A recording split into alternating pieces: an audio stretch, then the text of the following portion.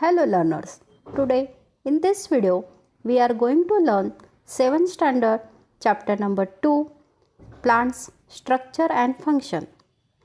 The word structure stands for the arrangement of its all parts and the meaning of word function is the kind of action or work these parts does.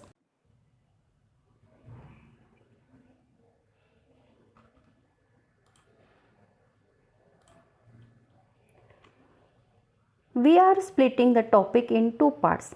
Let's take a look at the agenda of part 1. The first module is roots, followed by types of roots.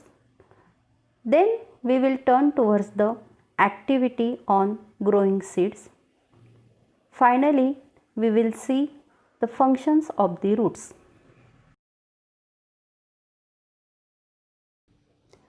Before going to the first module, we will see which are the various parts of the plants. The various parts of the plants are roots, stem, fruits, leaf, flowers. We can identify the plants with the help of these different characteristics as shown in the figure. Now let's move towards the next module, that is roots. Let us now acquaint ourselves with these plants organ that in detail. First, we will see formation of root. For that, we will study one small activity. Students, you can also perform this activity at home and note down the observation. For this activity, you will need things like peas or bean seeds, a glass or clear plastic pot, cotton wool, tissue or soil. Students, follow the procedure. First, soak beans or peas for 6 to 7 hours and then keep a moisture ball of tissue paper or cotton wool in a glass or plastic pot. Place some soaked beans or pea seeds in the glass between the paper and the glass wall. Observe and note the changes in the seed in 2 or 3 days. Moisture ball means wet ball, that is, you soak paper ball in water. Students, within 2 to 3 days, you will observe that the bean starts to sprout a small root, and 2 to 3 days later, it will grow little tendrils. On another 4-5 days, the bean will develop a large network of shoot coming off the main root, and a sturdy means the stem will go straight upwards above the top of the cotton wool. Now let's study about these roots. The picture describes us about the formation of roots. First, we will discuss about radicle. Radicle is the part that grows from inside the seed towards the soil. It forms the root system of the future plant. Root grow under the soil. Next is plumule. Plumule is the part that grows above the soil as the seed germinates. It forms future shoot system. It grows above the soil. In this way, seed germinates.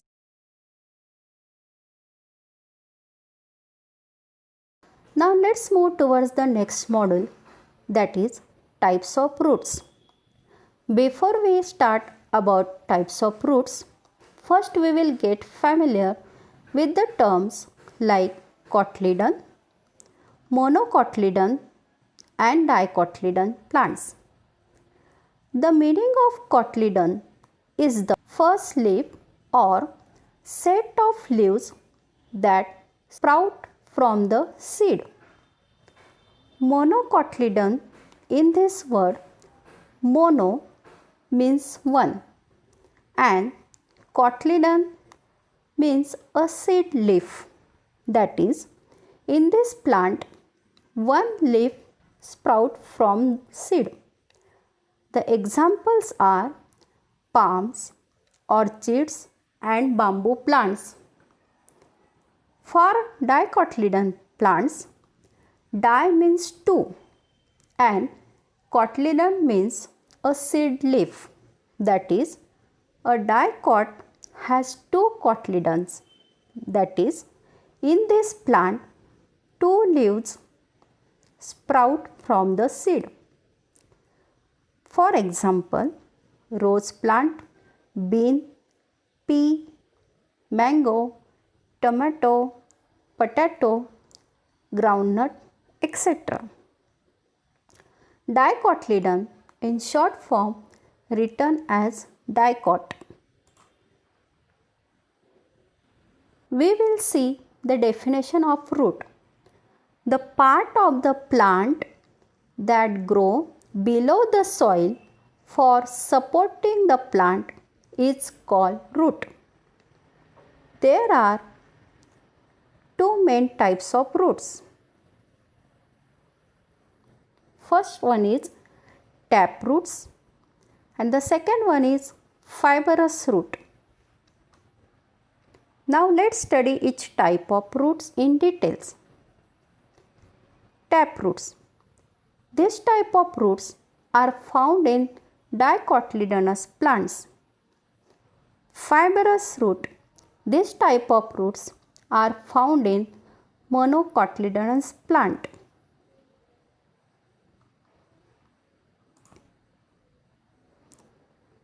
First type is taproot.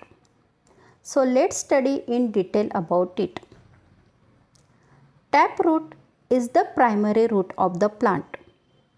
It is thicker at the base and tapers towards the end. It is the main root of the dicotyledonous plant that grows from the radicle. Secondary roots. Taproot produces secondary roots. It grows obliquely and spread far and wide in the soil, thus support the plant. Hair-like structure near the root tips are called root hair. They help in absorption of water and minerals. The root tip is delicate. This is the region of the growth of the root. In this region of the growth of the root, the tip covered by a cap-like structure. This is the root cap. It protects root tip from injuries. It is at the end of the root. The root of peas, mustard and coriander shows growth of tap roots.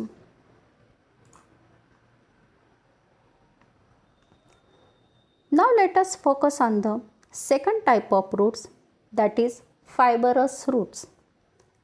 For that, we will consider example of onion. Previously, we have learned that monocotyledonous plants have fibrous roots. In our daily life, we observe roots of onion. It has fibrous roots. A fibrous root system is the opposite of the taproot system. It is usually formed by thin, moderately branching roots growing from the stem. Sorghum means jawar and maize shows fibrous roots. Now let's move towards the next module, that is function of roots. Roots are very important structure that provide a variety of function. So let's focus on the primary function of roots. They are fixation, absorption, transportation, prevention of soil erosion, and storage. Now let's see in detail about the function. Root help to hold the plant firmly in the soil. Roots help in absorption of water and nutrients, minerals from the soil. Water, nutrients and minerals absorbed by the roots are transported to the stem. Roots help to hold the soil together. This prevent washing away of soil by wind or water. That is called soil erosion. Plants prepare food and store in the form of starch in the leaves, shoots and roots. Prominent example includes carrot, radish, beetroot, etc. This is secondary function of the roots. Some roots grow from the stem just above the soil. These are adventitious roots. Maize, sugarcane and sorghum have two types of roots. Adventitious roots above the soil and roots growing under the soil.